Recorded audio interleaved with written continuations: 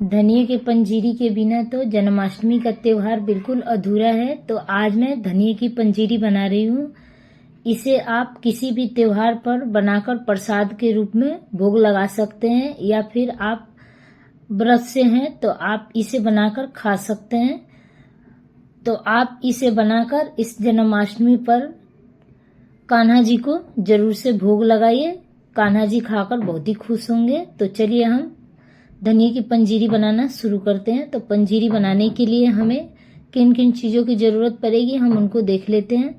तो ये मैंने थोड़ी सी किशमिश लिया है, थोड़ी सी मैंने गोंद लिया है, बारीक कटा हुआ बादाम लिया है, कटा हुआ काजू लिया है, और ये थोड़ी सी मखाना लिया है। और पंजीरी बनाना है तो पंजीरी बनाने के लिए ये मैंने 1 कटोरी धनिया लिया है, इसको मैंने घर पर ही पीसा है। और ये मैंने सूखे नारियल को कद्दूकस करके ले लिया है। तो अब हम चलते हैं, इनको भून लेते हैं। तो भूनने के लिए हम कढ़ाई में 4 बड़े चम्मच हम घी ऐड कर देते हैं।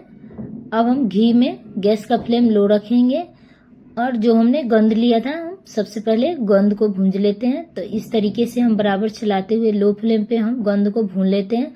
तो आप जैसे इसको भूनेंगे तो आपको कुछ देर में ये जैसे पॉपकॉर्न फूलते हैं वैसे ही ये फूल जाएंगे। तो इसको हमें अच्छे से क्रिस्पी होने तक भून लेना है। ये भून चुका है, इसको हम निकाल लेते हैं। कढ़ाई को हम साफ कर देते हैं क्योंकि इसके छोटे छोटे जंक्स इसमें लगे हुए हैं। अब हम कढ़ाई में फिर से 2 बड़े चम्मच घी ऐड कर देते हैं। अब कटा हुआ इसमें हम बादाम ऐड कर देते हैं। गैस का फ्लेम हम लो रखेंगे, लो फ्लेम पे हम बराबर चलाते हुए बादाम को भून लेते हैं। तो बराबर चलाते हुए बादाम को 2 से 3 मिनट भूनने के बाद इसके बाद हम इसमें कटा हुआ काजू को ऐड कर देते हैं। काजू को भी हम बराबर चलाते हुए इसके साथ भून लेते हैं। तो काजू को आप जब भी भूनिए तो आप पहले बादाम को 2-3 मिनट भूनने के बाद आप काजू को ऐड कीजिएगा, क्योंकि काजू बहुत जल्दी भून जाता है।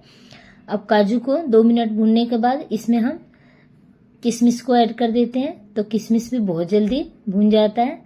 तो लो फ्लेम पे चलाते हुए हम इनको भून लेते हैं। चलाना नहीं छोड़ना है, नहीं तो ये जल सकते हैं। तो ये भून चुका है, तो हम इनको निकाल लेते हैं। अब इनको हम साइड में रख देते हैं। इसी ऑयल में हम जो हमने कद्दूकस किया हुआ सूखा नारियल लिया था हम उसको ऐड कर देते हैं। अब इसको भी हम बराबर चलाते हुए भून लेते हैं। तो ये बहुत जल्दी भून जाते हैं, 2 से 3 मिनट में ये भून जाते हैं। तो हमें इसका कलर चेंज नहीं करना है, सिर्फ हमें इसे 2 से 3 मिनट भूनेंगे। जब हम इसको भूनेंगे तो इसमें से एक अच्छी सी खुशबू आने लग जाएगी, तब हम इसको प्लेट में निकाल लेंगे। इसको भी हम साइड में रख देते हैं। अब हम इसमें फिर से 2 बड़े चम्मच घी ऐड कर देते हैं। अब जो हमने मखाने लिया था मखाने को ऐड कर देते हैं। मखाने को भी हम लो फ्लेम पे बराबर चलाते हुए क्रिस्पी होने तक भून लेते हैं। तो मखाने क्रिस्पी होने तक मैंने भून लिया है। इसको भी हम अलग बर्तन में निकालकर साइड में रख देते हैं। अब इसमें हम 4 बड़े चम्मच घी ऐड कर देते हैं। अब यहाँ पे मेरे से वीडियो कट गई थी, तो इसमें हम जो हमने धनिया पिसा हुआ लिया था हम इसको ऐड कर देते हैं। अब बराबर चलाते हुए हम इसको धनिया को भी 4 से 5 मिनट के लिए भून लेते हैं। गैस का फ्लेम हमें लो रखना है। धनिया भून चुका है, इसको हम निकाल लेते हैं। अब इसको हम साइड में रख देते हैं ठंडा होने के लिए। अब जो हमने गोंद को भूंज कर रखा था तो आप देख सकते हैं ये कितने क्रिस्पी भुने हैं।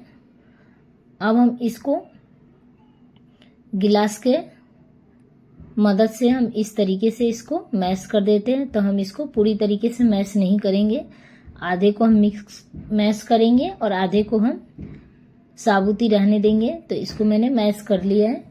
तो आप गोंद पंजीरी में ज़रूर से ऐड कीजिएगा, इसका टेस्ट बहुत ही अच्छा आता है पंजीरी में। अब जो हमने धनिया को भून कर रखा था, धनिया अच्छे से ठंडा हो चुका है। तो जब ये अच्छे से ठंडा हो जाए तभी हमें सारी चीज़ों को इसमें ऐड करना है। तो इसमें हम गोंद को ऐड कर देते हैं, मखाने को ऐड कर देते हैं। तो आप अगर डालना चाहते हैं तो मखाने गोंद दोनों डाल सकते हैं, या फिर आप इसमें से कोई एक भी डाल सकते हैं। अब इसमें हम काजू बादाम किशमिश को ऐड कर देते हैं। इसी के साथ इसमें हम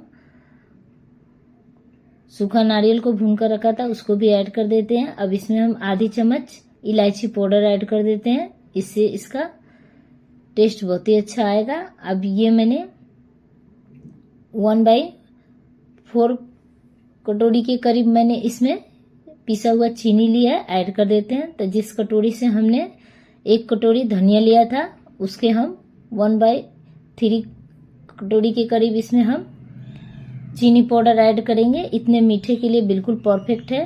अब हम इन सारी चीज़ों को अच्छे से मिक्स कर देते हैं। तो इस तरीके से इसको हम अच्छे से हाथों से मिक्स कर लेते हैं। तो अब चलते हैं हम इनको सर्व कर लेते हैं। तो सर्व करने के लिए मैंने प्लेट लिया है, तो प्लेट में हम इनको सर्व कर लेते हैं। तो है ना दोस्तों, धनिए की पंजीरी बनाना बहुत ही आसान। तो आप एक बार इस तरीके से इस जन्माष्टमी पर धनिए की पंजीरी बनाकर जरूर से ट्राई कीजिएगा। आप सभी को मेरी तरफ से जन्माष्टमी की ढेरों सारी शुभकामनाएं। तो आज की मेरी ये धनिए की पंजीरी आपको कैसी लगी? अगर मेरी धनिए की पंजीरी आपको अच्छी लगी तो मुझे प्यारा प्यारा सा कमेंट कीजिएगा। तो अगली बार हम फिर मिलते हैं, तब तक के लिए हैप्पी जन्माष्टमी।